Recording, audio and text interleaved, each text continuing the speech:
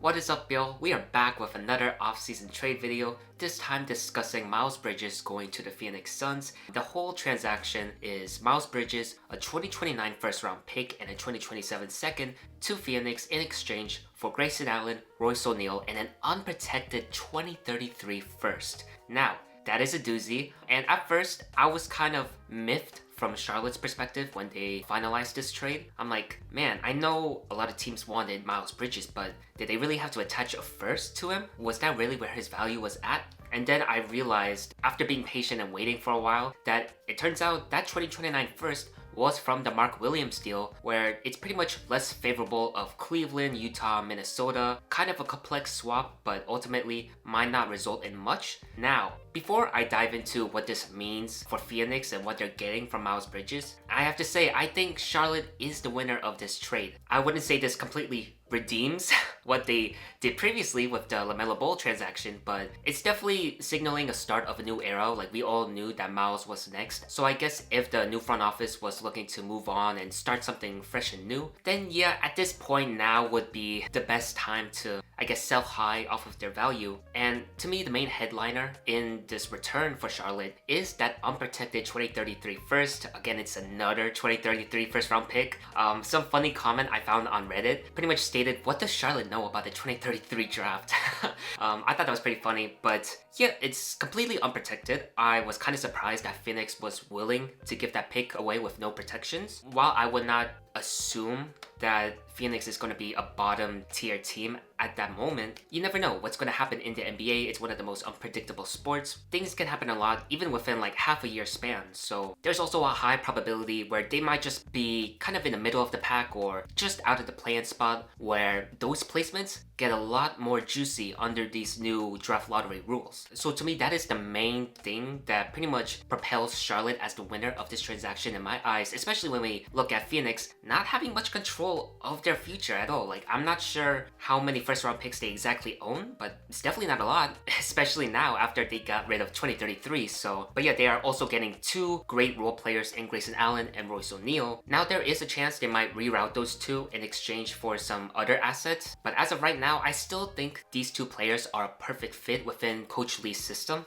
especially when we acknowledge the fact that they had an increased responsibility in terms of handling the ball under Coach Ott's new system. I even mentioned it in my Phoenix Suns recap video, where I was really surprised just how much trust Coach Ott had in them. You know, expanding their games and not being glued to just one specific role, which for most of their careers, it was staying behind the arc and just shooting the three ball. And we saw that with that new freedom, Royce O'Neale and Grayson Allen did a pretty solid job, much better than what I expected. Obviously, they weren't organizing everything, but I would still see them run some pick and roll sets. I would see them drive to the rim a lot more. It may not seem much, but when we look at Charlotte's offense, how many ghost screens that they run, how many dribble handoffs they run with Kalkbrenner and Diabate, and not just some simple handoffs either, like double drag handoffs, I'd say I could see Grayson Allen and Royce O'Neale fit into that scheme well, with either them setting the screens or them being the ones to receive the ball from those handoffs and either, you know, set up a lob or kick it out to an open perimeter shooter, because those screen actions have proven to be pretty lethal in creating space away from defenders. So again, they might be rerouted because they are on a bit of an older side, especially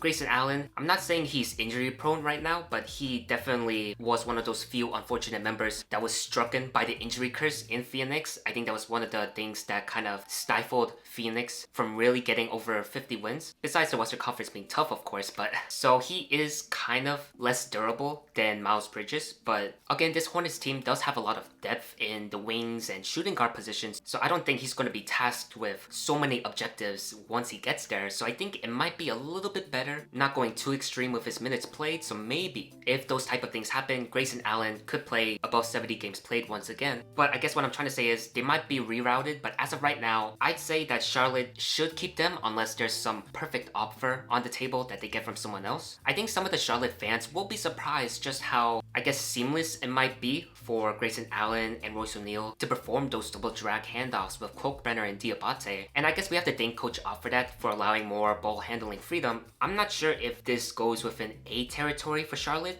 Actually, you know what? I'd say this is an A- for Charlotte. This is pretty solid. Like, this is a sell high moment I approve of. And on to Phoenix's side, so I will say at first, I think the initial conversation we're having around Bridges' fit in Phoenix, I think it is a little bit overblown. I don't think it's going to be as extremely negative as people are making it out to be. I'm not saying this is the best trade in the world. I mean, I am giving this a C for Phoenix. The price was a bit steep, as I've mentioned earlier, but the way I've seen people view and discuss Miles, I really don't think he's that much of a negative asset. He will provide a lot of things that can really benefit what Phoenix is lacking right now. The first positive I want to talk about is the durability, and while it may seem small on paper, when we look at a team like Phoenix and what they had to overcome this past season, even in the playoffs when they faced OKC, Jordan Goodwin in the very first game suffered some ankle sprain, I believe. That was very sad to witness. You do have that necessary trait in Miles Bridges because this past season, he only missed 5 games, 77 games played. Throughout his entire career, he's never missed below the 60 game mark. I think his lowest was 64 games. So that's reassuring because, compared to Grayson Allen, that is a step up. Although Royce, he's one of those few Iron Man. I mean, when I saw Royce O'Neale's game log, I was pretty surprised. The only time he didn't manage to play 70 games was his rookie season, and it was only by 1, so that was really impressive to me. But anyways, you will have someone who's going to be mostly available in that power forward spot, and the biggest thing to me that you will be getting from Miles is the driving. He is like a fairly efficient driver in today's game. I'd say that's a very crucial aspect that Phoenix should want and desire because, looking at this roster, I'm not saying that all these guys aren't capable of driving. We've seen Devin Booker, Dillon Brooks, they've all had their fair share of drives, but I don't think it's as consistent to the point as Miles Bridges, and I don't think you would rather want Devin Booker or Dillon Brooks to take major whole responsibility of the driving, not because they can't do it, but because driving takes a toll on the body, and Devin and Dillon already have enough as it is with the increased field goals attempted that they're taking. So to have someone alleviate that sort of pressure and be more of an inside threat, I do think Miles Bridges driving inside, creating those lanes, not relying on the 3-ball, was really what helped elevate Charlotte, or one of the things that helped elevate Charlotte to that next level. Also, the amount of mismatches you can put Miles Bridges in,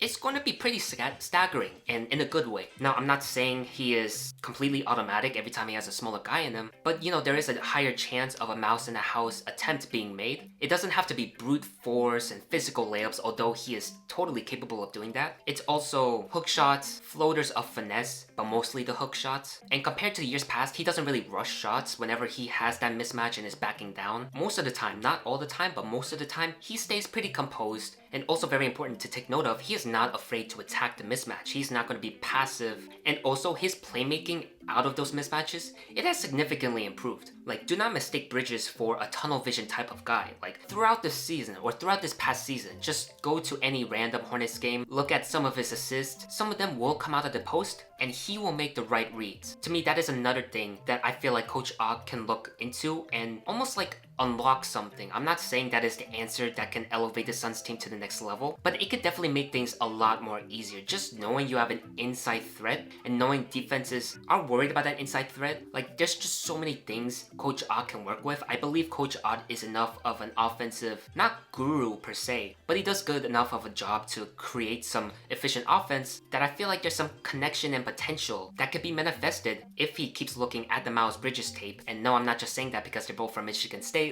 I'm not sure if Coach Ogg will use him as a hub. I think that's a little bit too far. I mean, we could throw out examples. It could be something as simple as Miles Bridges posting up a smaller guy, he attracts the double, and who's left open? Colin Gillespie. Or let's say Phoenix executes a ghost screen. That's one thing I almost forgot about. Phoenix, while they don't produce as many ghost screens as Charlotte does, they still whip out that play call time to time. So that's another thing that Bridges can seamlessly fit into. And one last thing, his help defense, that's actually going to be really, really good in Phoenix. I mean, Phoenix's defense has raised a ton. It's one of those categories they worked and improved upon. And Miles Bridges, he's not the best one-on-one defender, but as a help defender, he's been pretty stellar, I should say. He also does a better job of communicating and rotations because Charlotte was also one of those teams that improved upon their defense as the season progressed. And also, given how he's surrounded by guys like Dillon Brooks, Ryan Dunn, Jordan Goodwin, Mark Williams, and Malawach can get some blocks from time to time, Bridges does have a ton of support on his side for defensive purposes, so it's not like he's going to be a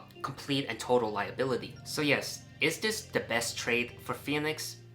I think not. I still think Charlotte are the victors of this transaction, but I do think Miles Bridges is not given as much credit on the offensive end as he I think deserves. Knowing guys like Devin Booker and Dylan Brooks can take advantage off of the mismatches and just driving presence, that is really something to look forward to. But yeah, that is just my opinion and perspective on this thing. Let me know what you guys feel down below in the comments. Hornets, Suns fans, NBA fans, how are you all feeling? And I'll see you next time. Thanks for watching.